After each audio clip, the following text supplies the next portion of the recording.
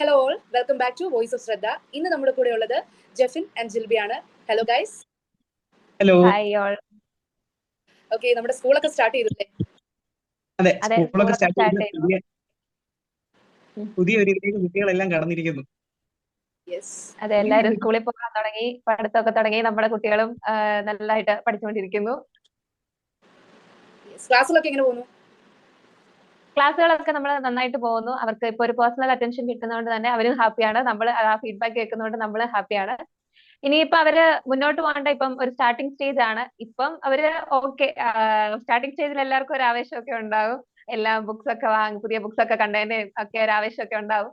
ഇനിയാണ് നമ്മൾ മുന്നോട്ട് പോകുമ്പോഴാണ് ഈ ആവേശവും ഈ ഒരു കാര്യങ്ങളും ഒക്കെ കണ്ടിന്യൂ ചെയ്തു പോകണം. അതിനകത്താണ് നമ്മുടെ ഏറ്റവും പ്രധാനപ്പെട്ട കാര്യം. അതെ അതെ അതെ, ഈ ബുക്സ് ഒക്കെ ആദ്യം കിട്ടുമ്പോൾ നല്ല വൃത്തിയായിട്ട് മറിക്കുമ്പോഴൊക്കെ മറിച്ച്, പക്ഷെ കുറച്ച് ദിവസങ്ങൾ കഴിയുമ്പോഴത്തേന് അറ്റത്തുനിന്ന് കീറി പൊതിയൊക്കെ ഡിസ്ട്രാക്റ്റഡ് ആയിട്ട് വല്ലാണ്ടിരിക്കുന്ന ഒരു അവസ്ഥ അല്ലേ?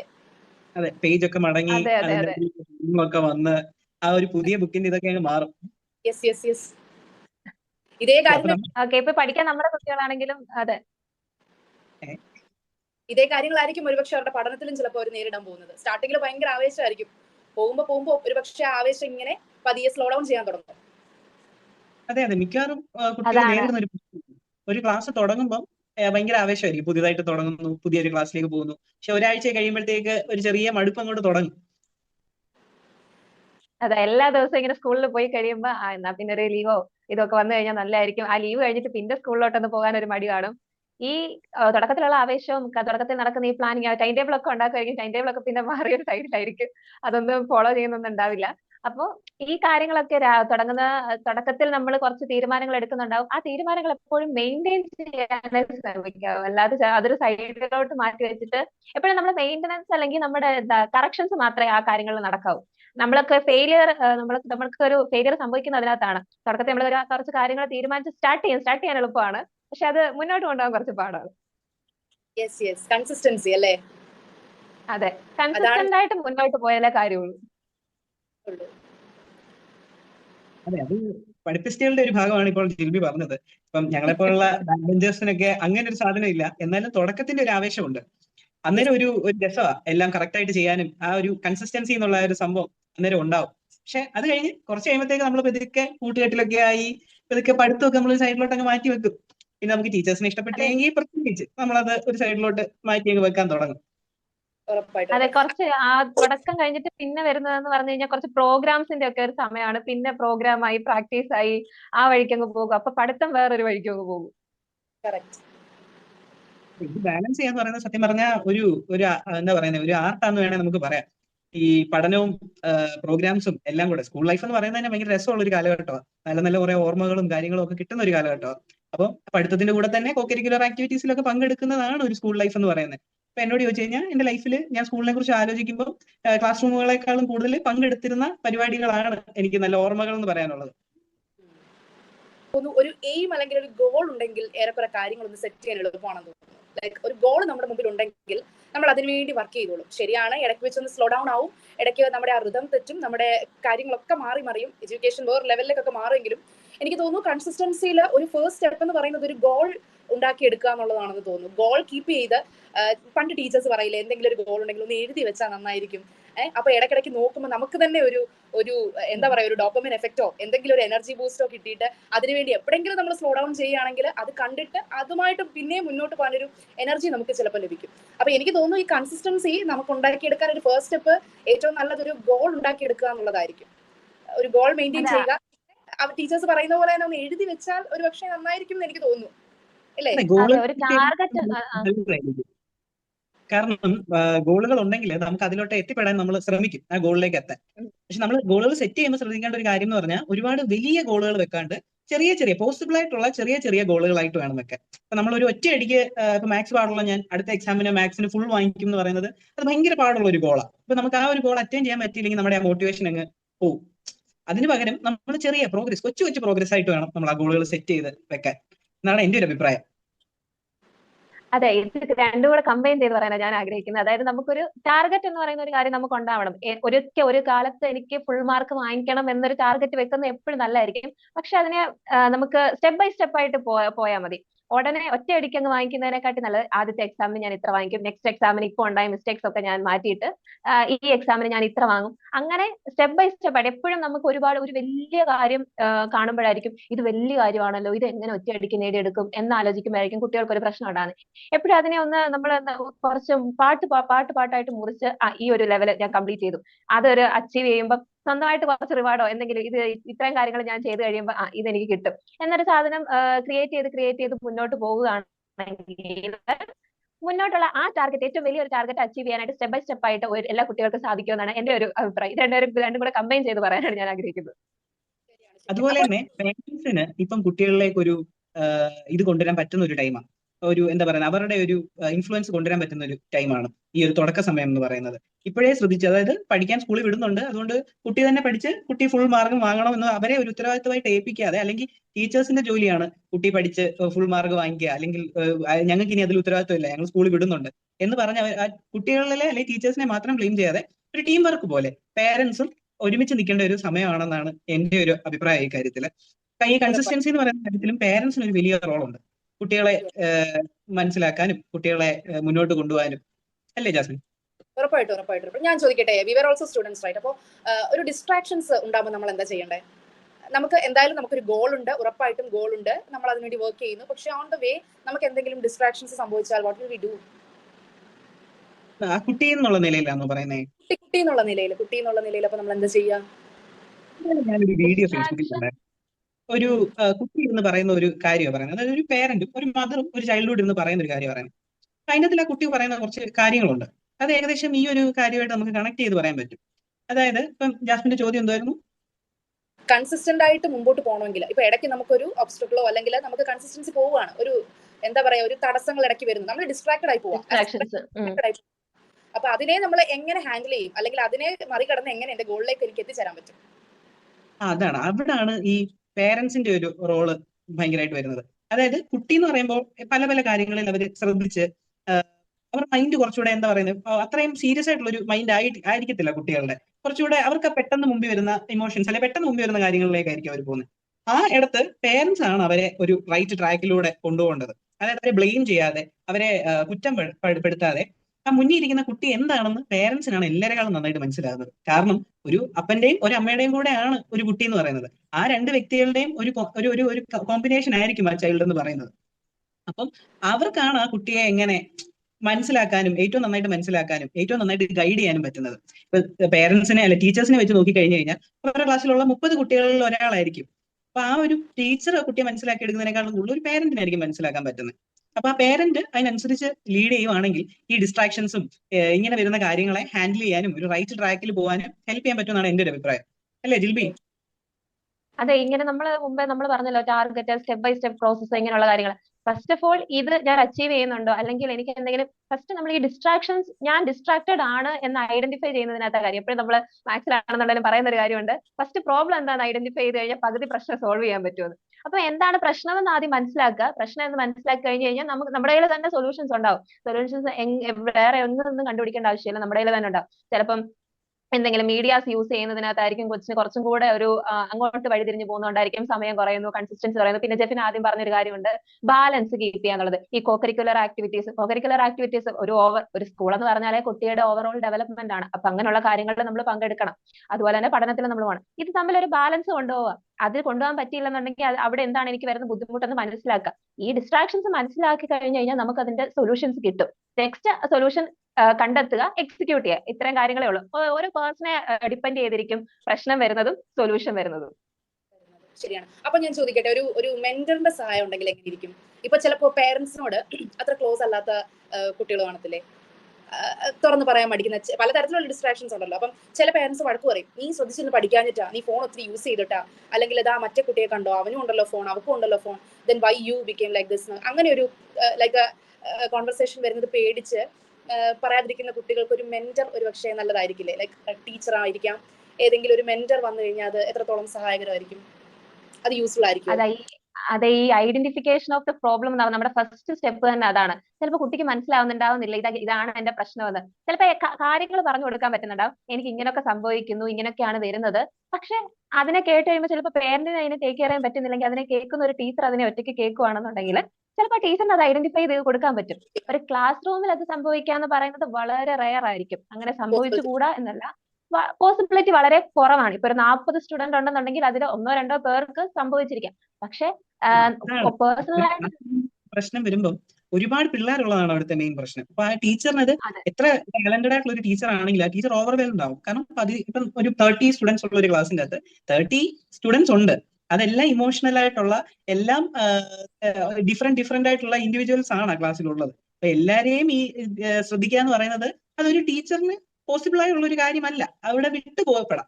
പക്ഷെ പേഴ്സണൽ ആയിട്ട് ഒരു മെന്റർ ഉണ്ടെങ്കിൽ ആ കുട്ടിക്ക് കിട്ടുന്ന ഏറ്റവും നല്ലൊരു കാര്യമായിരിക്കും അത്. കാരണം ആ കുട്ടിക്ക് വേണ്ട കാര്യങ്ങൾ, ആ കുട്ടിയുടെ സ്ട്രെങ്തും വീക്ക്നെസ്സും മനസ്സിലാക്കി ആ കുട്ടിക്ക് ആ ഒരു പ്രോബ്ലത്തിനുള്ള സൊല്യൂഷൻ ലഭിക്കും ഒരു പേഴ്സണൽ മെന്റർ ഉണ്ടെങ്കിൽ.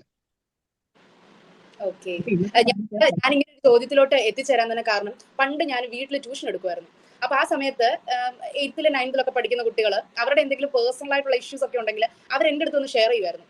സെയിം ടൈം പേടിയുമാണ്, പക്ഷെ അതേ സമയം തന്നെ അവരുടെ പ്രശ്നങ്ങൾ, അതുപോലെ അവർക്ക് പഠിക്കാൻ പറ്റാത്ത സമയത്തൊക്കെ ചിലപ്പോൾ എന്നെ വിളിച്ചു പറയുമായിരുന്നു, ഇങ്ങനെയാണ് പ്രശ്നം, ഞാനൊരു കാര്യം പറയട്ടെ, എനിക്കൊരു ടൈം ടേബിൾ ഉണ്ടാക്കി തരുമോ എന്നൊക്കെ ചോദിച്ച് എന്നെ സമീപിച്ച കുട്ടികളുണ്ടായിരുന്നു. അപ്പൊ അതാ ഞാനിങ്ങനെ ആലോചിച്ചത്. പക്ഷെ അവര് മറ്റൊരാളുടെ അടുത്ത് പോയില്ല. അപ്പൊ നമ്മുടെ ആ പേഴ്സണലൈസ്ഡ് ആയിട്ടുള്ള, അപ്പൊ ഞാൻ ആലോചിക്കായിരുന്നു, അപ്പൊ ഒരു ട്യൂഷനിൽ അല്ലെങ്കിൽ അങ്ങനെ ഒരു ഇൻഡിവിജ്വലൈസ്ഡ് ലേണിംഗിൽ അത്രയും നല്ലൊരു ഓപ്പർച്യൂണിറ്റി ഒരു കുട്ടിക്ക് കിട്ടുന്നുണ്ട് അല്ലേ? ഞാൻ പറഞ്ഞത് മനസ്സിലായോ? അതൊരു നല്ല കാര്യമല്ലേ ശരിക്കും പറഞ്ഞാൽ? അല്ല, സത്യ. കാരണം ഇപ്പം ഇന്നത്തെ നമ്മുടെ ഒരു ഫാസ്റ്റ് പേസ്ഡ് ആയിട്ടുള്ള ലോകത്തില് പേരൻസിന് പറ്റുന്ന ഏറ്റവും വലിയൊരു എന്താ പറയുന്ന ഒരു നഷ്ടമാണ് ഈ കുട്ടികളുടെ ഇമോഷണൽ അല്ലെങ്കിൽ അവർക്ക് വേണ്ട ഒരു സപ്പോർട്ട് കൊടുക്കാതിരിക്കാൻ പറ്റുക. പക്ഷെ അത് പൂർണ്ണമായി ചെയ്യാൻ പോയി കഴിഞ്ഞാൽ ഇന്നത്തെ സാമ്പത്തികമായുള്ള ആവശ്യങ്ങൾ അവർക്ക് നിറവേറ്റാൻ പറ്റില്ല. കാരണം 2 പേരൻസിനും ജോലിയുള്ള ഒരു വീടേ നല്ല രീതിയിൽ പോകാൻ പറ്റത്തുള്ളൂ. ഇന്നൊരു സ്റ്റഡി അനുസരിച്ച് ഒരു 50 lakhs എങ്ങാണ്ട് ആനുവൽ ഇൻകം ഉള്ള ആൾക്കാർ പോലും ഒരു മിഡിൽ ക്ലാസിന്റെ മിഡിൽ സെക്ഷനിൽ പെടുന്നവരാന്നാ പറയുന്നത്. അതിലും മണ്ടയ്ക്ക് ഉണ്ടെങ്കിലേ നമ്മൾ അപ്പർ മിഡിൽ ക്ലാസ് എന്ന് പോലും പറയാൻ പറ്റത്തുള്ളൂ. അത്രയും എക്സ്പെൻസീവ് ആയിട്ടുള്ള വേൾഡ് ആണ്. പേരൻസ് പാടെ ഒരു ട്രാക്കിലായി പോയി അവര്. പണ്ട് ഒരു ജോയിന്റ് ഫാമിലി ഒക്കെ ഉള്ള ഒരു സമയത്ത് ആരെങ്കിലും ഒക്കെ കുട്ടികളെ ശ്രദ്ധിക്കാനുണ്ടായിരുന്നു. പക്ഷെ ഇന്നിപ്പോ എല്ലാം ന്യൂക്ലിയർ ഫാമിലി ആയിട്ട് മാറി. പക്ഷെ നമ്മൾ ഇനി തിരിച്ച് അങ്ങോട്ട് പോകാൻ പറ്റുമെന്ന് വെച്ചാൽ അത് ഇമ്പോസിബിൾ ആയിട്ടുള്ള ഒരു കാര്യമായിട്ട് മാറിയിരിക്കുന്നു. ഇന്ന് ഇത്രയും ന്യൂക്ലിയർ ആയിട്ടുള്ള ഒരു ഫാമിലി സെറ്റപ്പിൽ ഒരിക്കലും അതിന് പോസിബിൾ ആകില്ല. ആ ഇടത്ത് നമുക്ക് ചെയ്യാൻ പറ്റുന്ന ഏറ്റവും നല്ല കാര്യമാണ് കുട്ടിക്ക് വേണ്ടി ഒരു മെന്ററിനെ ഏൽപ്പിക്കുക എന്നുള്ളത്. അതും ട്രസ്റ്റഡ് ആയിട്ടുള്ള സോഴ്സുകളിൽ നിന്ന് ഉള്ള മെന്റേഴ്സിനെ. എല്ലാവരെയും നമുക്ക് ഏൽപ്പിക്കാൻ പറ്റില്ല. കാരണം ഇതിനൊരു ഉത്തരവാദിത്തം വേണം. ട്രസ്റ്റഡ് ആയിട്ടുള്ള ഒരു സോഴ്സിൽ നിന്ന് ഏൽപ്പിക്കുക എന്നുള്ളത് ഒരു വലിയ കാര്യമാണ്. അതും ക്വാളിഫൈഡ് ആയിട്ടുള്ള, ആ ഒരു ഇതുമായിട്ട് മിങ്കിൾ ചെയ്ത് ആ പ്രൊഫഷണലി അത് പഠിച്ച ഒരാളാവുമ്പം അതിന്റെ നെഗറ്റീവ് ആണെങ്കിലും പോസിറ്റീവ് ആണെങ്കിലും എല്ലാ കാര്യങ്ങളും അവർക്ക് അറിയായിരിക്കും. അതാണ് നമ്മള് ഇപ്പോ കുട്ടിയുടെ ഒരു പ്രശ്നം കേട്ട് കഴിഞ്ഞാൽ അതിന് കറക്റ്റ് ആയിട്ട് ഇപ്പം കുട്ടി വന്ന് നമ്മളോട് ഷെയർ ചെയ്ത് കഴിഞ്ഞു കഴിഞ്ഞാൽ പോലും ഇപ്പൊ നമുക്കത് ടേക്ക് കെയർ ചെയ്യാൻ പറ്റുന്നില്ല, അല്ലെങ്കിൽ നമുക്കതിന് നല്ലൊരു മറുപടി കൊടുക്കാൻ പറ്റുന്നില്ല എന്നുണ്ടെങ്കിൽ അത് നമ്മുടെ ഫെയിലിയർ ആയിരിക്കും. അതിന് ഒരു എക്സ്പീരിയൻസ്ഡ് ആയിട്ടുള്ള ഒരു ടീച്ചറിനോ അതുപോലെ തന്നെ ക്വാളിഫൈഡ് ആയിട്ടുള്ള ഒരു ടീച്ചറിനോ അത് സാധിക്കും. എല്ലാ ഇൻഡിവിജ്വലും ഒരു ബേബി ആയിട്ട് ഉണ്ടായി വീഴുന്ന സമയത്ത് ഒരു പ്ലെയിൻ ക്യാൻവാസ് പോലെയാണ് പറയുന്നത്. അതില് ബാക്കിയുള്ളവരാണ് അതിൽ പടം വരയ്ക്കുന്നത്. അവരുടെ എൻവയോൺമെന്റ് ഒരു ഫാക്ടറാണ്, അവര് ആയിരിക്കുന്ന സിറ്റുവേഷൻസ് ഒരു ഫാക്ടറാണ്. അതിൽ നിന്നാണ് ഒരു അഡൽട്ട് ആയിട്ട് ഫോം ചെയ്ത് വരുന്നത്. ഇപ്പം മോസ്റ്റ് ഓഫ് ദ കേസ് സംഭവിക്കുന്ന കൊച്ചിലെ ഇച്ചിരി കുരുത്തക്കേടൊക്കെ കാണിക്കുന്ന കൊച്ചുങ്ങളുണ്ടെങ്കിൽ അങ്ങനെ ക്ലാസിഫൈ നീ ഒരു കുരുത്തം കെട്ടവനാണ്, അല്ലെങ്കിൽ ഇപ്പം പഠിക്കാത്ത ഒരാളാണെങ്കിൽ നീ ഒരു മണ്ടനാണ്, നീ ഒരു മടിയനാണ് എന്ന് പറഞ്ഞ് ക്ലാസിഫൈ ചെയ്ത് വിടും.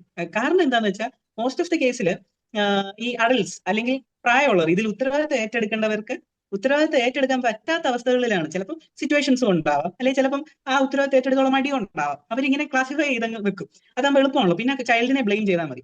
ആക്ച്വലി സ്പീക്കിംഗ് ഒരു കുട്ടിയും ഈ പറയുന്നോട്ട് മടിയനോ ഉഴപ്പനോ ഒന്നും ആയിരിക്കത്തില്ല. എല്ലാവർക്കും ഡിഫറെന്റ് ആയിട്ടുള്ള കഴിവുകളായിരിക്കും ഉള്ളത്. അവർക്ക് അവരുടേതായ ഒരു സ്ട്രോങ് പോയിന്റ് കാണും. ചിലപ്പോൾ എല്ലാവരും അക്കാഡമിക്കലി എക്സലന്റ് ആയിട്ടുള്ളവരായിരിക്കത്തില്ല. എപ്പോഴും ഇങ്ങനെ ഒരു മീൻ പോലെ കാണുന്ന ഒരു പടമാണ്. ഒരു ക്ലാസ് റൂമിന്റെ അകത്തിൽ ഒരു ആന കാണും, ഒരു അണ്ണാൻ കാണും, ഒരു മീൻ കാണും, ഒരു കിളി കാണും. പക്ഷെ എക്സാംസ് എപ്പോഴും നടത്തുന്നത് എന്താ? മരം കയറാൻ വേണ്ടി ഒരു ട്രീ ക്ലൈംബിംഗ് കോമ്പറ്റീഷൻ ആയിരിക്കും ഒരു എക്സാം ആയിട്ട് നടത്തുന്നത്. അത് നടത്തുമ്പോൾ അതിൽ ഓബിയസ്ലി അണ്ണാൻ മാത്രമേ കയറി പോകത്തുള്ളൂ. അണ്ണാന് മാത്രമേ അതിൽ ഫസ്റ്റ് അടിക്കാൻ പറ്റത്തുള്ളൂ കറക്റ്റ് ആയിട്ട്. ഇപ്പൊ കിളിക്ക് വേണേൽ പറഞ്ഞു തരാം, പക്ഷെ അത് വേറൊരു രീതിയിൽ അത് നടത്തുന്നതെന്നുള്ളൂ. ആ സ്റ്റെപ്പ് ചിലപ്പോൾ അക്സെപ്റ്റഡ് ആയിരിക്കത്തില്ല. അതാണ് ഇപ്പോഴത്തെ ഒരു എഡ്യൂക്കേഷൻ സിസ്റ്റത്തിന്റെ ഏറ്റവും വലിയൊരു പ്രശ്നം എന്ന് പറയുന്നത്. മൾട്ടി ടാലന്റഡ് ആയിട്ടുള്ള കുട്ടികളായിരിക്കും ഒരു ക്ലാസ് റൂമിൽ വരുന്നത്. ഇപ്പൊ ഒരേ ടാലന്റ് ഉള്ള കുട്ടികളെ മാത്രം നോക്കിയെടുക്കുക എന്ന് പറഞ്ഞാൽ അതും എക്കണോമിക്കലി വലിയ ഫീസിബിൾ ആയിട്ടുള്ള ഒരു കാര്യമല്ല. അല്ലെങ്കിൽ ഇപ്പൊ ജോഗ്രഫിക്കൽ ആയിട്ടുള്ള ബൗണ്ടറീസ് കാണോ ഇതിന്റെ അകത്തില്? ഇപ്പം ഒരേ കഴിവുള്ള കുട്ടികൾ കേരളം ഒട്ടാകെ കാണും. കേരളത്തിൽ 14 ജില്ലകളിലും കൂടെ ചിലപ്പം ക്രിക്കറ്റ് കളിക്കാൻ കഴിവുള്ള കുട്ടികളായിരിക്കും. എല്ലാവരെയും കൂടെ പെറുക്കിയെടുത്ത് ഒരിടത്ത് കൊണ്ടുവരിക എന്ന് പറയുന്നത് എക്കണോമിക്കലി എല്ലാവർക്കും അഫോർഡബിൾ ആയിട്ടുള്ള ഒരു കാര്യമല്ല. അവിടെ നമുക്ക് ചെയ്യാൻ പറ്റുന്ന പേരൻസിന് ചെയ്യാൻ പറ്റുന്ന ഒരു കാര്യം എന്ന് പറഞ്ഞാൽ അവരാദ്യം അവരുടെ കുട്ടികളെ മനസ്സിലാക്കുക. എന്താണ് എന്റെ കുട്ടി? ആ കുട്ടിയെ ഒരു കുട്ടിക്ക് ജന്മം നൽകിയിട്ടുണ്ടെങ്കിൽ ആ കുട്ടിക്ക് വേണ്ട ഉത്തരവാദിത്വം ഏറ്റെടുക്കാൻ പേരൻസ് വില്ലിങ് ആയിരിക്കണം. അവരതിന് ആ കുട്ടിയെ കൊണ്ടുപോകാനും അതിനെ പിന്നെ ചെയ്തു കൊടുക്കാൻ പറ്റുന്ന ഇതുപോലത്തെ പേഴ്സണലൈസ്ഡ് അറ്റൻഷൻ കിട്ടുന്ന സ്ഥലങ്ങളിൽ കോൺടാക്ട് ചെയ്യുക എന്നുള്ളതാണ് പേരൻസിന് ചെയ്യാൻ പറ്റുന്ന വേറൊരു കാര്യം. അതാണിപ്പം ഇന്നത്തെ നമ്മുടെ ടോപ്പിക്ക് തന്നെ ഒരിച്ചിരി എല്ലാവർക്കും ചിലപ്പോൾ കേൾക്കുമ്പോൾ ഒരു കുറ്റപ്പെടുത്തലായിട്ടോ ഒക്കെ തോന്നാം. പക്ഷെ അത് അങ്ങനെ പറയുന്ന ഒരു കാര്യമല്ല. നമ്മള് അല്ല, കുറ്റപ്പെടുത്തലല്ല. നമ്മൾ ആസ് എ പേഴ്സൺ നമ്മൾ ചിന്തിക്കുന്നത് ഒരു ചൈൽഡിന്റെ വ്യൂ ആണ്. നമ്മൾ കൂടുതൽ ഇമ്പോർട്ടൻസ് കൊടുക്കുന്നത് ഒരു ചൈൽഡിലാണ്. അപ്പോ മറ്റുള്ളവർക്ക് ചിലപ്പോൾ അവരെ കുറ്റപ്പെടുത്തുന്നതായിട്ട് തോന്നിയേക്കാം, പക്ഷെ ഒരിക്കലും അങ്ങനെയല്ല. നമ്മൾ ചൈൽഡിന്റെ ഒരു കണ്ണിലൂടെ നോക്കുന്നു, അതാണ് നമ്മൾ ചെയ്യുന്നത്. ഇന്നിപ്പോ നമ്മൾ നേരിടുന്ന ഏറ്റവും വലിയ ഇപ്പം ന്യൂസുകൾ തന്നെ നമ്മൾ കാണുന്ന ഒരുപാടുണ്ട്. ഈ അഡിക്ഷൻ പോലത്തെ പ്രശ്നങ്ങൾ വരുന്നതിന്റെ അകത്തിൽ ഒരു വലിയ കാര്യമുണ്ട്. അല്ലെങ്കിൽ ഇപ്പം കൊച്ചുങ്ങൾ പോയിട്ട് എന്തെങ്കിലും മണ്ടത്തരത്തിൽ വിടുന്നത്, അപ്പം ഫോട്ടോസ് ലീക്കായി, വീഡിയോസ് ലീക്കായി എന്നൊക്കെ പറഞ്ഞുകൊണ്ട് വരുന്നത് കണ്ടിട്ടുണ്ട്. കാരണം മെയിൻ പ്രശ്നം എന്ന് പറഞ്ഞാൽ പേരൻസ് ഒരു പരിധിക്കുള്ളവർക്ക് ശ്രദ്ധിക്കാൻ പറ്റാണ്ടാവുമ്പം കുട്ടികൾ സ്നേഹം കിട്ടുന്ന എവിടാന്ന് നോക്കും, അതിലേക്ക് പോയി പെടുന്നത്. അങ്ങനെയുള്ള കുട്ടികളാണ് പെട്ടെന്ന് പറ്റിക്കപ്പെടുന്നത്. ഇപ്പം ഈ മയക്കുമരുന്നോ അങ്ങനെ ഇപ്പൊ കൂട്ടുകെട്ട് ചിലപ്പം ഇതൊന്നും ഉപയോഗിക്കാത്ത ഒരു സർക്കിൾ, ഒരു പയ്യൻ ഇതൊന്നും ഉപയോഗിക്കാത്ത ഒരാള് ഇതുപോലെ ഒരു സർക്കിളിൽ ചെന്ന് വിടുമ്പോൾ അവർ ചിലപ്പോൾ അക്സെപ്റ്റ് ചെയ്യത്തില്ല ആദ്യം. നീ ഇതൊക്കെ ഉപയോഗിച്ചാലേ നിന്നെ ഞങ്ങൾ അക്സെപ്റ്റ് ചെയ്തു, അങ്ങനെ ഉപയോഗിച്ച് പെടുന്ന പിള്ളേർ വരെ ഉണ്ട്. ഇതിലൊക്കെ ചെയ്യാൻ പറ്റുന്നതെന്ന് പറഞ്ഞാൽ പേരൻസിന് ഇതാണ് ഒരു അറ്റൻഷൻ. അവർക്ക് അവരെ മനസ്സിലാക്കുന്ന രീതിയിൽ ഒന്നീ പേരൻസ് ഇത് ചെയ്യുന്നതാണ് ഏറ്റവും നല്ലത്. ഇനി അവർക്ക് പറ്റുന്നില്ല എന്നുണ്ടെങ്കിൽ അത് കിട്ടുന്ന ഇടങ്ങളിൽ അപ്രോച്ച് ചെയ്യുക എന്നുള്ളതാണ് വേറൊരു കാര്യം, അല്ലേ?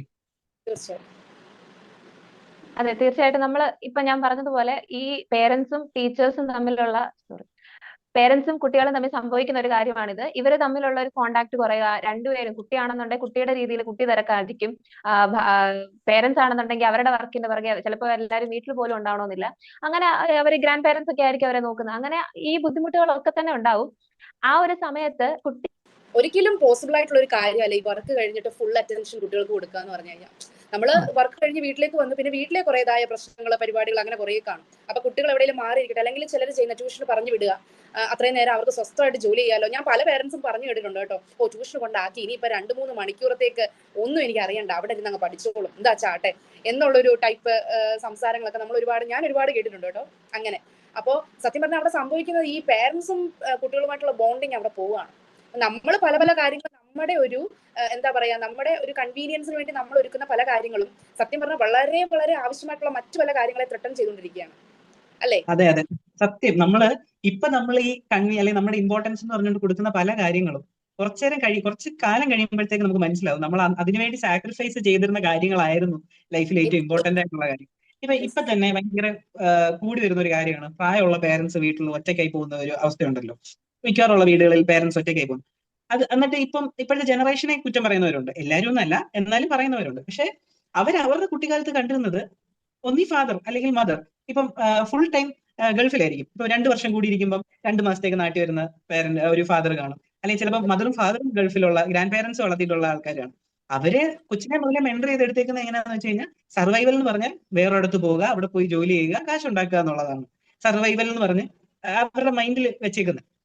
ഒബിയസ്ലി പ്രായമാകുമ്പോൾ പണ്ട് ഗൾഫ് ആയിരുന്നു നാട്ടിൽ നിന്ന് പോകാൻ ഏറ്റവും നല്ലൊരു ഓപ്ഷൻ, കാശ് ഉണ്ടാക്കാൻ ഏറ്റവും നല്ല ഓപ്ഷൻ. ഇപ്പൊ അതിനേക്കാളും ബെറ്റർ ആയിട്ടുള്ള ഓപ്ഷൻ കിട്ടുമ്പോൾ അവർ അത് ചൂസ് ചെയ്യും.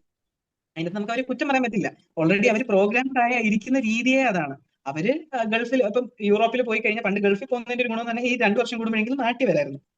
ഇപ്പം യൂറോപ്പിലൊക്കെ പോയി കഴിഞ്ഞു കഴിഞ്ഞാൽ അവിടെ സെറ്റിൽ ആകുക എന്നുള്ളൊരു ഓപ്ഷനെ ഈ പോകുന്നവർക്ക് പറ്റുന്ന ഏറ്റവും നല്ലൊരു മാർഗം.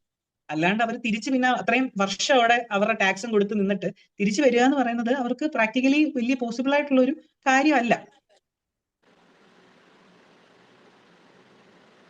പൈസയ്ക്ക് വേണ്ടി അല്ലെങ്കിൽ കുറച്ച് എന്താ ഫിനാൻഷ്യലി ഓക്കെ ആവാൻ വേണ്ടി പോകുന്നവരെ പിന്നെ അത്രയും എമൗണ്ട് കളഞ്ഞ് നാട്ടിലേക്ക് വരില്ലല്ലോ. അങ്ങനെ ഒരു കാര്യം അവർ ചിന്തിക്കില്ല. അതെ അതെ, അപ്പൊ അവിടെ സെറ്റിൽ ആവുമ്പോൾ അവിടെ അവര് അങ്ങ് പോകും. നമ്മൾ കുട്ടികൾക്ക് വേണ്ടി ഇപ്പൊ ചെയ്തു കൊടുക്കാൻ പറ്റുന്ന ഒരു നല്ല കാര്യം എന്ന് പറഞ്ഞു കഴിഞ്ഞാൽ അവർക്ക് സത്യം പറഞ്ഞാൽ അവർക്ക് വേണ്ടി എക്സ്പെൻസ് അല്ല, അവരുടെ കൂടെ ഇരിക്കുക. നമ്മുടെ കയ്യിലുള്ള ഏറ്റവും വിലപിടിപ്പുള്ള സാധനം എന്ന് പറഞ്ഞാൽ തന്നെ ടൈമാണ്. ആ ടൈം അവർക്ക് വേണ്ടി കൊടുക്കുക എന്നുള്ളതാണ് നമുക്ക് ഒരാൾക്ക് വേണ്ടി. എന്റെ ഒരു ഫ്രണ്ട് പറഞ്ഞിട്ടുണ്ട്, നമ്മൾ ഒരാൾക്ക് കൊടുക്കുന്ന ഏറ്റവും വലിയ ഗിഫ്റ്റ് എന്ന് പറഞ്ഞാൽ നമ്മുടെ ടൈമാണെന്ന്. ഞാനത് ഇന്നും ഞാനും അത് മറ്റുള്ളവരോട് പറയുന്ന ഒരു കാര്യമാണ്. അപ്പോൾ ഞാനത് കേട്ട് ഒത്തിരി എനിക്കൊരു ഒരുപാട് ഇഷ്ടപ്പെട്ട ഒരു കോട്ടാണത്. നമ്മുടെ ലൈഫിൽ നമ്മൾ ഒരാൾക്ക് കൊടുക്കുന്ന ഏറ്റവും നല്ല കാര്യം നമ്മുടെ ടൈമാണ്. എന്നോട് പറഞ്ഞിട്ടുള്ളത് നമ്മുടെ ലൈഫിന്റെ ഒരു പാർട്ടാണ് നമ്മൾ അവർക്ക് വേണ്ടി കൊടുക്കുന്നതെന്നാണ്. മനസ്സിലായോ? ഏതോ ഞാനല്ലേ? യെസ് യെസ്, അത് പറയത്തില്ല. അങ്ങനെ ഒരു കാര്യം ലൈക്ക് ജെഫിൻ തന്നെയാണ് എന്നോട് അങ്ങനെ ഒരു കാര്യം പറഞ്ഞത്. അത് എനിക്ക് ഒരുപാട് ഇഷ്ടപ്പെട്ട ഒരു കാര്യമാണത്. ഒരു നല്ല ഒരു കോട്ടായിട്ട് ഞാൻ ലൈക്ക് എന്റെ മനസ്സിലുള്ള ഒരു കാര്യമാണത്. അതൊരു വലിയ കാര്യമാണ്. കാരണം നമുക്കൊരു മനുഷ്യനെ ഇപ്പൊ നമുക്ക് പറ്റും. ഇപ്പൊ എനിക്ക് ഒരു റോൾസ് റോയ്സ് അഫോർഡ് ചെയ്യാൻ കേപ്പബിൾ ആയിട്ടുള്ള ഒരു മനുഷ്യനാണ്, അല്ലെങ്കിൽ ഒരു റോൾസ് റോയ്സ് എനിക്ക് ഒരാൾക്ക് കൊടുക്കുന്നതിൽ എന്റെ ഫിനാൻഷ്യലി എനിക്ക് ബുദ്ധിമുട്ടില്ലാത്ത ഒരു കാര്യമാണെങ്കിൽ എനിക്കത് ചെയ്യുന്നതിന് വലിയ ബുദ്ധിമുട്ടൊന്നുമില്ല. പക്ഷെ ആ സമയത്ത് പോലും എന്റെ സമയം ഒരാൾക്ക് വേണ്ടി ചെലവഴിക്കുക എന്ന് പറഞ്ഞാൽ അതെനിക്ക് ബുദ്ധിമുട്ടുള്ള ഒരു കാര്യമാണ്. ഇപ്പം അതാണ് പ്രയോറിറ്റി മാറ്റേഴ്സ് എന്ന് പറയുന്ന ഒരു എല്ലാവരും കോമൺ ആയിട്ട് കാണുന്ന ഒരു കാര്യമുണ്ട്. പ്രയോറിറ്റി മാറ്റേഴ്സ് എന്ന് പറഞ്ഞിട്ട് പറയുന്ന ഒരു കാര്യം. എത്ര ബുദ്ധിമുട്ടാണെങ്കിലും നമ്മൾ അതിന് എന്തിനാണോ നമ്മൾ ഇമ്പോർട്ടൻസ് കൊടുക്കുന്നത് അതിനുവേണ്ടി നമ്മൾ ടൈം കണ്ടെത്തിയിരിക്കും.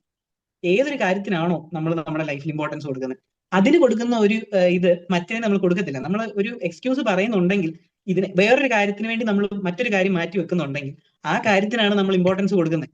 അല്ലാത്ത പക്ഷം നമ്മൾ ഒരിക്കലും അതിന് ഇതുണ്ടാക്കും, നമ്മൾ ടൈം ഉണ്ടാക്കിയെടുക്കും. അതുകൊണ്ട് ഇപ്പം പേരൻസിന് ചെയ്യാൻ പറ്റുന്ന ഏറ്റവും വലിയൊരു കാര്യമാണ് കുട്ടികൾക്ക് വേണ്ടി ടൈം സ്പെൻഡ് ചെയ്യാന്നുള്ളത്. അവർക്ക് ലക്ഷങ്ങൾ ബാങ്ക് ബാലൻസ് ഉണ്ടാക്കി കൊടുത്ത് കുട്ടിയെ നഷ്ടപ്പെട്ടു പോയിട്ട് പറഞ്ഞിട്ട് കാര്യമില്ലല്ലോ. എനിക്കറിയാം 2 പേരൻസും ഗൾഫിൽ കഷ്ടപ്പെട്ട് പൈസ ഉണ്ടാക്കി, പക്ഷെ മോനെ അല്ലെങ്കിൽ മോളെ നാട്ടിലാക്കും, അല്ലെങ്കിൽ ഹോസ്റ്റലിൽ നിർത്തി പഠിപ്പിക്കും, അല്ലെങ്കിൽ റിലേറ്റീവ്സിന്റെ വീട്ടിൽ നിർത്തും. ഈ കുട്ടി വളർന്നു വലുതാകുമ്പോഴത്തേക്ക് പേരൻസിനോട് അറ്റാച്ച്മെന്റ് കാണത്തില്ല, ചിലപ്പം തെറ്റായ വഴികളിൽ പോയിട്ടുണ്ടായിരിക്കും. ഒക്കെ കഴിഞ്ഞിട്ട് ഈ ലക്ഷങ്ങൾ കൊണ്ട് എന്തെങ്കിലും ഗുണമുണ്ടോ? ഞാൻ കണ്ടിട്ടില്ല ആ ലക്ഷങ്ങൾ കൊണ്ട് പിന്നെ ഒരു ഗുണമുള്ളത്. ഒന്നീ ആ കുട്ടിയെ നേരെയാക്കാൻ വേണ്ടി പിന്നെ ഈ ലക്ഷങ്ങൾ ചെലവാക്കേണ്ടവര്. പിന്നെ ഇത് കരഞ്ഞിട്ട് ഒരു കാര്യമില്ല. നമ്മുടെ മക്കൾക്ക് നമുക്ക് ചെയ്യാൻ പറ്റുന്ന ഏറ്റവും നല്ല കാര്യം എന്ന് പറഞ്ഞാൽ ഒബിയസ്ലി പൈസ വേണം, അതിന്റെ കൂടെ അവർക്ക് വേണ്ട ടൈം സ്പെൻഡ് ചെയ്യണം. ഓക്കെ ആണോ? അല്ല നീ അത് ചെയ്, നീ ഇത് ചെയ്, നീ പോയി പഠി, നീ എന്താ മാർക്ക് വാങ്ങിക്കാത്തെ? ഒരിക്കലും പഠിക്കാൻ കൂടിയിരിക്കാത്ത ഒരു പേരന്റിന് നീ എന്തുകൊണ്ട് മാർക്ക് വാങ്ങിക്കുന്നു എന്ന് ചോദിക്കാനുള്ള അവകാശമില്ല എന്ന് വിശ്വസിക്കുന്ന ഒരാളാണ് ഞാൻ. ഞാൻ പൈസ കൊടുത്ത് സ്കൂളിൽ കൊണ്ടുവിട്ടു, പൈസ കൊടുത്ത് ഞാൻ ട്യൂഷന് കൊണ്ടുവിട്ടു, അതുകൊണ്ട് നീ എന്തുകൊണ്ട് മാർക്ക് വാങ്ങിക്കുന്നു? ആ പേരന്റ് ഇരുന്ന് ആ കാര്യം ആ കുട്ടിയോട് ചെയ്യാത്തടത്തോളം കാലം, പഠിപ്പിക്കാൻ കൂടിയിരിക്കാത്തടത്തോളം കാലം ആ കുട്ടിയോട് ചോദിക്കാൻ അവകാശം ഇല്ലെന്നാണ് ഞാൻ വിശ്വസിക്കുന്നത്. അതെ, ഉറപ്പായിട്ടും. അതായത് പേരന്റ് കുട്ടിയുടെ ഒരു ടീച്ചിങ് ലേണിംഗ് പ്രോസസ്സിൽ പേരന്റ് ഇൻവോൾവ് അല്ല, അല്ലെങ്കിൽ പേരന്റ് ഒന്നും അറിയുന്നില്ല, മാർക്ക് വരുമ്പോൾ ഗ്രേഡ് കാർഡ് ഒപ്പിടാൻ വേണ്ടി മാത്രമാണ് പേരന്റെങ്കിൽ അതിന്റെ ആവശ്യമില്ല. കാരണം കുട്ടിയുടെ ആ പഠനത്തിന്റെ ആ കാലഘട്ടത്തിൽ മൊത്തം എന്താണ് അവൻ ചെയ്യുന്നത്, അല്ലെങ്കിൽ എന്റെ കുഞ്ഞിന് ഇങ്ങനെയൊക്കെയുള്ള കുറച്ച് ഡ്രോബാക്സ് ഉണ്ട്, അല്ലെങ്കിൽ അവൻ ഇങ്ങനെ ഒരു സ്ഥലത്ത് ഒരു അറ്റൻഷൻ കൊടുക്കേണ്ടതായിട്ടുള്ള കാര്യമുണ്ട്, അതൊന്നും അറിയാതെ അവസാനം വന്ന് നമ്മൾ ഈ പറയുമ്പോൾ കതിരിക്കുന്ന വളം വെച്ചിട്ട് കാര്യമില്ലാന്ന്. കതിര് വരുന്നതിന് മുമ്പ് നമ്മൾ അതിന്റെ സ്റ്റാർട്ടിങ് സ്റ്റേജിൽ തന്നെ നമ്മൾ വിത്ത് വിതറുമ്പോൾ തന്നെ നമ്മൾ അതിനുള്ള കാര്യങ്ങൾ കൊടുത്തോളൂ. അതാണ് നമ്മൾ തുടങ്ങിയത്, കൺസിസ്റ്റൻസി. ഇപ്പൊ നമുക്ക് തുടക്കമേ ആയിട്ടുള്ളൂ. ഇപ്പൊ നമ്മൾ തുടങ്ങി വെച്ചിരിക്കുന്ന കുറച്ച് കാര്യങ്ങളുണ്ട്, അത് കൺസിസ്റ്റന്റ് ആയിട്ട് ചെയ്തു പോവുക, അതിലുള്ള മിസ്റ്റേക്സ് തിരുത്തുക, അതെപ്പോഴും ഡെവലപ്പ് ചെയ്തു പോവുക, അങ്ങനെയുള്ള കാര്യങ്ങളെ ആകാവൂ. അല്ലെങ്കിൽ ഇപ്പൊ തുടങ്ങി വെച്ചിരിക്കുന്ന ആ ഒരു ആവേശം അങ്ങ് മാറ്റി വെച്ചിട്ട് അവസാനം ഇനി മാർക്ക് വരുമ്പം എന്താ വന്നില്ലല്ലോ, കുട്ടിയാണെന്നുണ്ടെങ്കിൽ അത് ചിന്തിക്കാൻ പാടില്ല, പേരന്റ് ആണെങ്കിൽ അത് ചിന്തിക്കാൻ പാടില്ല. അതിനാണ് നമ്മൾ എന്നും ഡെയിലി ഒരു ബേസിസിൽ നമ്മളെ തന്നെ അനലൈസ് ചെയ്യുക. അതിനെപ്പോഴും നമ്മളെ ഹെൽപ്പ് ചെയ്യുന്ന ഒരാളാണ് നമ്മുടെ പേഴ്സണൽ മെന്റർ എന്ന് പറയുന്നത്.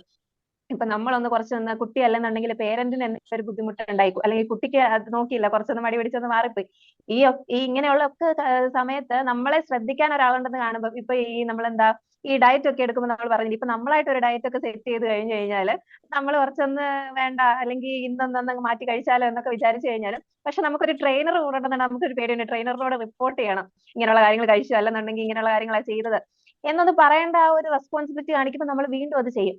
പിന്നെ കുറച്ച് കഴിയുമ്പോഴത്തേക്ക് നമ്മളും കൺസിസ്റ്റന്റ് ആയിട്ട് ആ ഒരു ട്രാക്കിലായിക്കോളും. അങ്ങനെ ഒരു ട്രാക്കിലാകുന്നത് വരെ എപ്പോഴായാലും പേരന്റിന് സാധിക്കുന്നില്ല എന്നുണ്ടെങ്കിൽ എപ്പോഴും ഒരു പേഴ്സണൽ മെന്റർ ആ കുട്ടിയോട് കൂടി ഇരിക്കുന്നതായിരിക്കും നല്ലത്. കാരണം ഒരു കുട്ടിക്ക് മാറിപ്പോകാൻ വളരെ ഈസിയാണ്, അല്ലെങ്കിൽ പറ്റുന്നില്ല എന്ന് പറഞ്ഞ് ഉപേക്ഷിച്ച് പോകാൻ ഭയങ്കര ഈസിയാണ്. അതാണ് ഏറ്റവും ഈസി ആയിട്ടുള്ള കാര്യം. നമ്മളെപ്പോഴും നമ്മുടെ ആ ഒരു കംഫർട്ട് സോണിൽ നിന്ന് ഇറങ്ങി കഴിയുമ്പോഴാണ് നമുക്ക് മനസ്സിലാവുന്നത് ഇങ്ങനെ ചെയ്ത് കഴിഞ്ഞു കഴിഞ്ഞാൽ അതിന് കുറച്ച് കഷ്ടപ്പെടേണ്ടി വരും. അതിന് നമ്മളെ ഹെൽപ്പ് ചെയ്യാൻ ഒരാളും കൂടെ നമ്മുടെ കൂടെ ഉണ്ടെങ്കിൽ അത് കുറച്ചും കൂടി ഈസി ആയിട്ട് നമുക്ക് ആ പ്രോസസ് കുറച്ചും കൂടി ഈസി ആയിട്ട് കംപ്ലീറ്റ് ചെയ്യാനായിട്ട് പറ്റും. യെസ്, ധാരാളം ഇങ്ങനെ പക്ഷെ നല്ല സപ്പോർട്ടീവ് ആയിട്ടുള്ള പേരൻസിനെ കണ്ടു കേട്ടോ നമ്മുടെ ശ്രദ്ധ ലേണിംഗ് സൊല്യൂഷൻസിൽ. നല്ല അതായത് കുട്ടികളുടെ ആ ഒരു അപ്ഡേഷൻ അറിയാൻ വേണ്ടി നിൽക്കുന്ന കുറെ പേരൻസിനെ ഞാൻ കണ്ടു. ആക്ച്വലി അത് നല്ല ഹാപ്പിനെസ് ഉണ്ടാക്കുന്ന കാര്യമായിരുന്നു. ആ പേരൻസ് കുട്ടികളുടെ ആ കാര്യത്തിൽ അത്രയും കൺസേൺഡ് ആയിട്ടുള്ള പേരൻസ്, ഡെയിലി അത് എന്തൊക്കെയാണ് എന്നുള്ളത് അറിയാൻ താല്പര്യമുള്ള പേരൻസ്, ഇനി അടുത്ത ദിവസം എന്താണ് ചെയ്യേണ്ടത്, അല്ലെങ്കിൽ ഇന്നിങ്ങനെ ആയിരുന്നു അന്വേഷിക്കുന്ന കുറെ പേരൻസ് നമ്മുടെ കൂടെ ഉണ്ട്. ആക്ച്വലി അത് വളരെ നല്ലൊരു കാര്യമാണ്. അങ്ങനെയുള്ള പേരൻസിനെ കിട്ടിയത് തന്നെ അല്ലെ നമ്മുടെ ലേണിംഗ് സൊല്യൂഷൻസിൽ അവരെ കിട്ടിയത് തന്നെ നല്ല ഒരു കാര്യമായിട്ട് ഞാൻ കാണുന്നു. അതെ, നമ്മുടെ കൂടെ ഒരു ജസ്റ്റ് ഒരു 1 മന്ത് നമുക്ക് കുഞ്ഞിനൊരു ബേസ് ബിൽഡ് ചെയ്യാൻ വരുന്നു എന്ന് പറഞ്ഞ ഒരാൾ മാത്രമാണ് ഇപ്പൊ അവർക്ക് കണ്ടിന്യൂ ചെയ്യണമെന്നൊരു ആവശ്യം തന്നെ വന്നിട്ടുണ്ട്. കാരണം നമ്മുടെ ക്ലാസ് അത്രയും അവർക്ക് ഇഷ്ടപ്പെട്ടു, അല്ലെന്നുണ്ടെങ്കിൽ കുഞ്ഞിന് കുറച്ചുകൂടെ ലെവല് ഒന്ന് കിട്ടി. ഇനി മുന്നോട്ട് പോയി കഴിഞ്ഞു കഴിഞ്ഞാൽ എന്റെ കുഞ്ഞിന് ഈ ഞാൻ ആഗ്രഹിക്കുന്ന ഒരു തരത്തിൽ, അല്ലെങ്കിൽ കുഞ്ഞിന് കഴിവുണ്ട്, അത് അച്ചീവ് ചെയ്യാനുള്ള കഴിവുണ്ട്, പക്ഷെ കെയർ കൊടുക്കാൻ പറ്റാത്തത് കൊണ്ടാണ് പിന്നോട്ടായി പോകുന്നത് മനസ്സിലാക്കിയത് കൊണ്ട് ഇനി ഒരു 1 മന്തും കൂടെ എന്നാണ് അവർ പറയുന്നത്. അത് കേൾക്കുമ്പോൾ നമുക്കൊരു സന്തോഷമാണ്, നമ്മൾ കൊടുത്ത കാര്യം അവിടെ എത്തി എന്നുള്ള കാര്യം. നമുക്ക് എപ്പോഴും ഹാപ്പിനെസ് അതാണല്ലോ. അതായത് നമ്മൾ ചെയ്യുന്ന ഒരു കാര്യം ഒരാളിൽ ഒരു സന്തോഷം ഉണ്ടാക്കി, ഒരാളിൽ ഒരു ഡെവലപ്മെന്റ് ഉണ്ടാക്കി എന്ന് കേൾക്കുന്നതാണ് നമുക്ക് സന്തോഷം. അതുപോലെ മറ്റൊരു പേരന്റ് എന്ന് പറഞ്ഞാൽ ആ പേരന്റ് നിർബന്ധിച്ചാണ് ആ കുട്ടീനെ കൊണ്ട് നമ്മുടെ കൂടെ ചേർത്തത്. ഇപ്പം കുട്ടി തിരിച്ച് പേരന്റിനോട് പറഞ്ഞു നന്നായി, എനിക്ക് ഇഷ്ടപ്പെട്ടു, ക്ലാസ് ഒക്കെ ഇഷ്ടപ്പെട്ടു. കാരണം ഒറ്റയ്ക്കാണ് ഇരുന്ന് പഠിക്കുന്നത്. അപ്പൊ ഈ ഡൗട്ട് ക്ലാരിഫിക്കേഷൻ ഒക്കെ നടന്നു കഴിയുമ്പോഴത്തേക്ക് എന്തോ ഒരു സാറ്റിസ്ഫാക്ഷൻ ആണ് സംഭവിക്കുന്നത് അവിടെ. ക്ലാസ്സിൽ നടക്കാതെ പോകുന്ന, അല്ലെങ്കിൽ ഒരു ഗ്രൂപ്പിൽ നടക്കാതെ പോകുന്ന ഒരു കാര്യം അതൊന്ന് ക്ലിയർ ചെയ്ത് കഴിയുമ്പോൾ അത് കുട്ടിയുടെ ഭാഗത്തുനിന്നും പേരന്റിന്റെ ഭാഗത്തുനിന്നും എനിക്ക് കിട്ടിയ ഒരു ഫീഡ്ബാക്ക് ആണത്.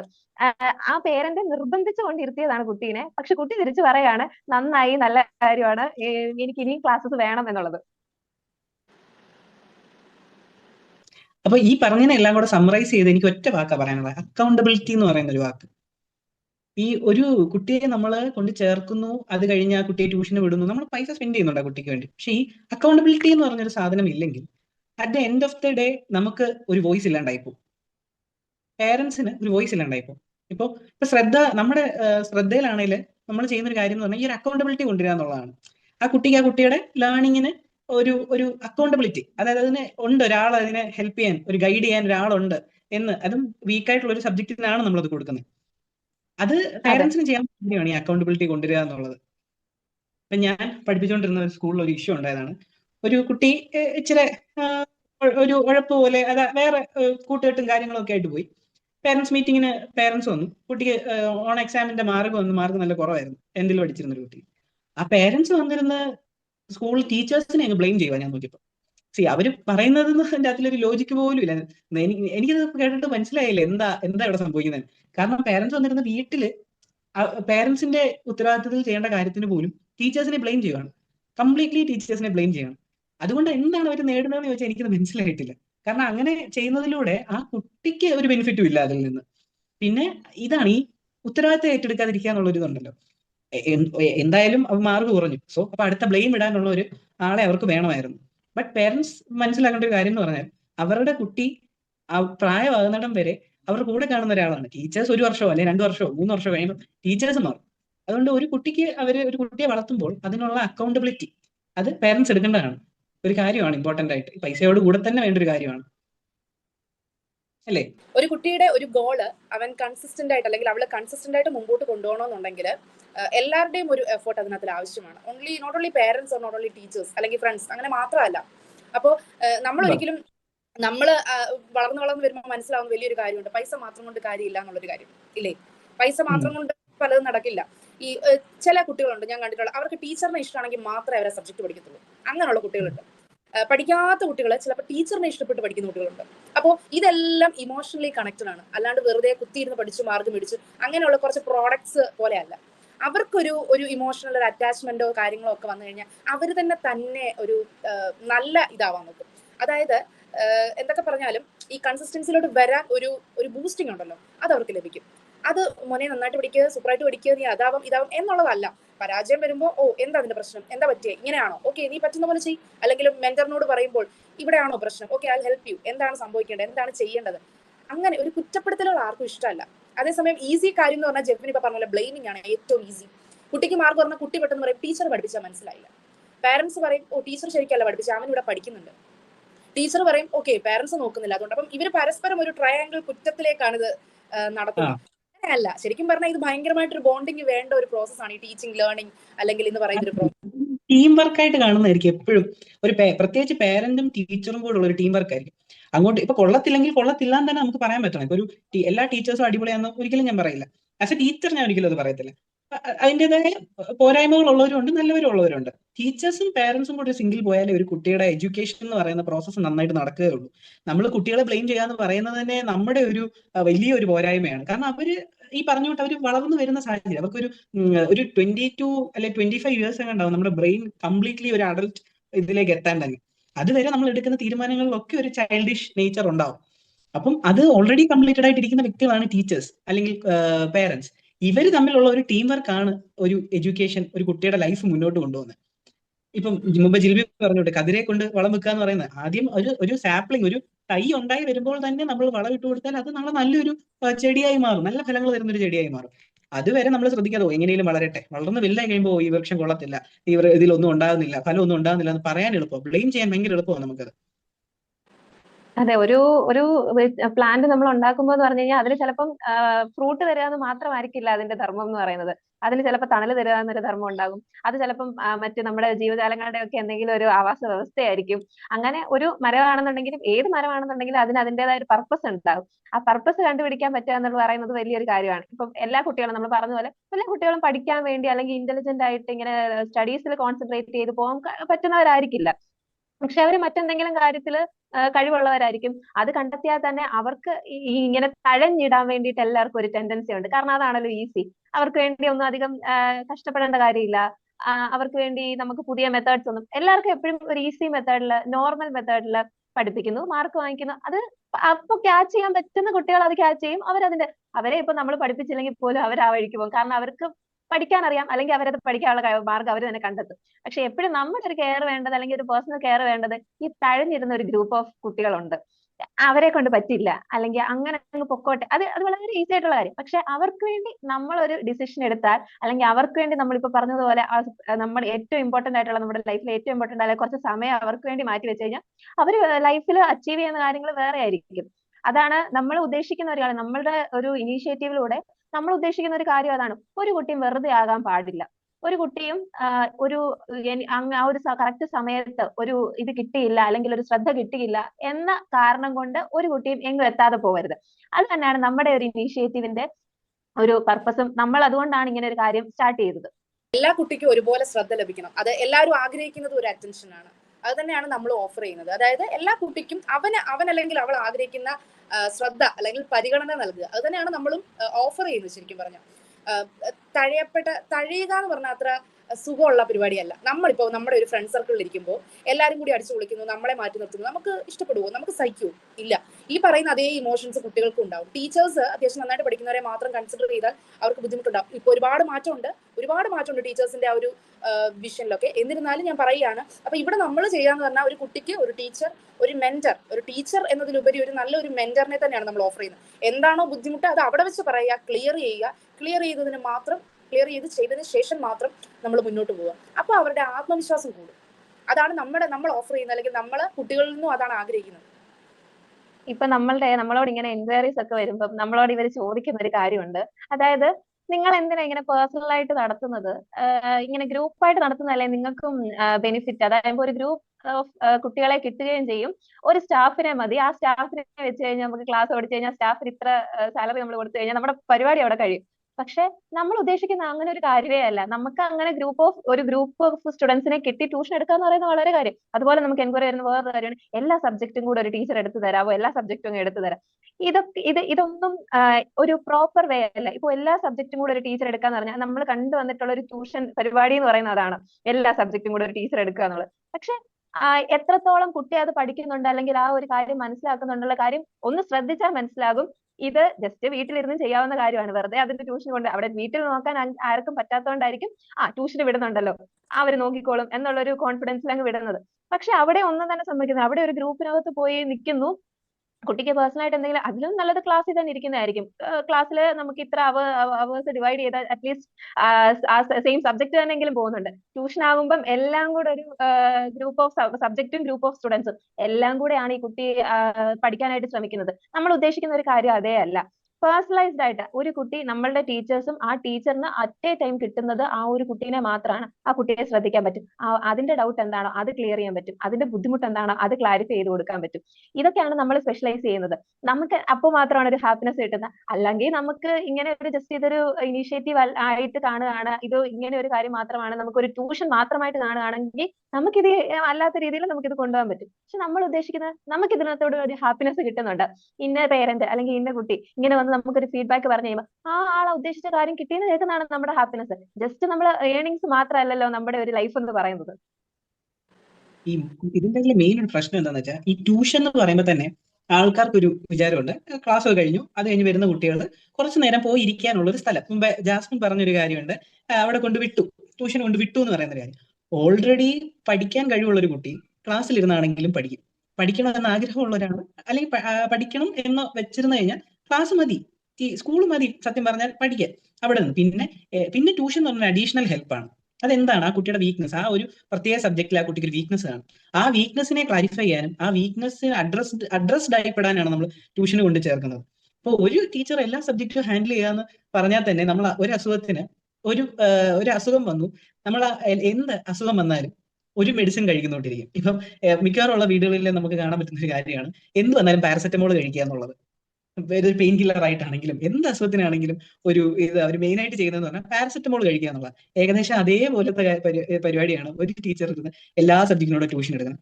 ഇപ്പം ശ്രദ്ധയെന്നല്ല, വേറെ എവിടെ ട്യൂഷന് വിടുന്നുണ്ടെങ്കിലും ആ ട്യൂഷന് വിടുന്ന ടീച്ചർ ഈ സബ്ജക്റ്റിൽ എക്സ്പേർട്ട് ആണോ, അല്ലെങ്കിൽ ഈ സബ്ജക്റ്റ് ആ ടീച്ചറിന്റെ ഒരു സ്ട്രോങ് സൈഡ് ആണോ എന്ന് മനസ്സിലാക്കിയിട്ട് വിടുന്നതായിരിക്കും എന്തുകൊണ്ടും നല്ലത്. ഇപ്പം ഇംഗ്ലീഷ് പഠിച്ച ഞാൻ മാത്സ് എടുത്താൽ ഞാൻ പറഞ്ഞു കൊടുക്കുന്നതിന് അതിൻ്റെതായ പോരായ്മകൾ കാണും. ഇംഗ്ലീഷ് പഠിച്ച ഞാൻ വേറെ ഏത് സബ്ജക്ട്, ഈവൻ ആർട്ട് സബ്ജക്റ്റുകളായ ഹിസ്റ്ററി ആണെങ്കിലും ജോഗ്രഫി ആണെങ്കിലും ഒക്കെ പറഞ്ഞു കൊടുത്താലും അതിൻ്റെതായ പോരായ്മകൾ കാണും.